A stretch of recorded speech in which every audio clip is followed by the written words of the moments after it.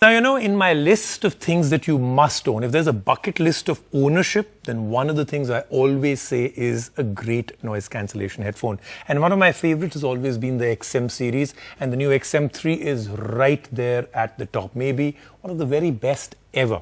But of course, the very best ever costs big bucks. So Sony realized that if I like it so much, others must be liking it too. There are people who can't afford it. So they came up with this. Once again, the name is impossible to remember, but let's try. The Sony wireless noise cancelling stereo headset. See, I'm already not being able to say it, and I haven't even reached the convoluted part.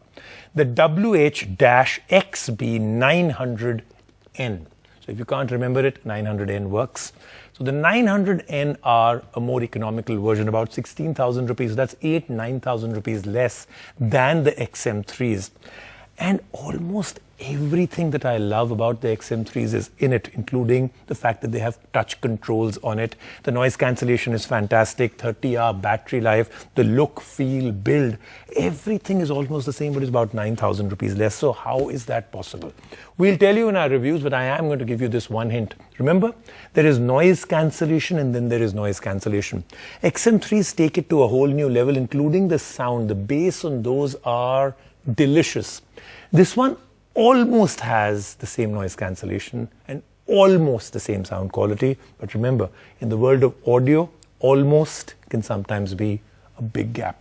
How much of a gap? We'll find out in our review. When a company says that it's offering a budget version of its successful flagship product, we're always a bit intrigued and skeptical. Check out these new headphones from Sony, which continue to have a convoluted name for us to say. The Sony WH-1000XM3 happen to be a more affordable pair of noise-cancelling headphones and claim to boast of most of the features present in Sony's flagship noise-cancelling babies, the Sony WH-1000XM3, which is another mouthful. So let's see how these compare and if they do justice to the legacy of the flagship. While the flagship Sony headphones are now available for around 24,000 rupees, the Sony WH-1000XM3 can be yours for rupees 16,990. That's around 7,000 rupees lesser, so we're not sure how pared down or affordable this is. When it comes to looks, we have to say the minimalist design looks a lot like the flagship ones. Now, for the sake of this review, we'll call the Sony WH-1000XM3 the flagship to avoid any confusion. The ear pad on the new ones is also touch sensitive and can be used to control music. They weigh only about 254 grams and are good for music on the go and don't feel too heavy on our ears. But if you're in a hot climate, do note, things will get sticky and sweaty. You can use the Sony Headphones Connect app to customize controls, and this is available on both iOS and Android platforms. There is a 3.5mm headphone jack and USB Type-C input, which is great for connectivity.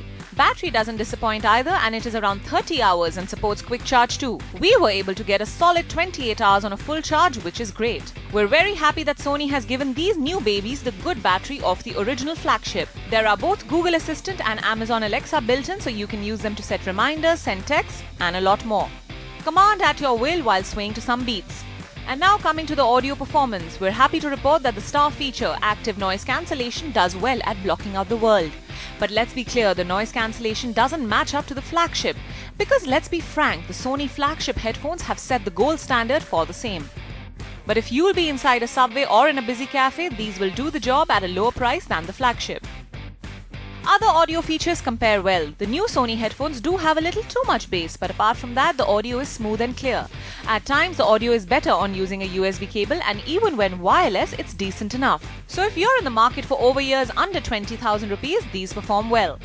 All in all, if you are a true fan of the Sony noise-cancelling headphones but want a good deal with similar features, go for the WH-1000XM3, which delivers good audio because of its decent drivers. But if superb noise cancellation is on your agenda, then maybe spend the extra 7,000 and go for the flagship.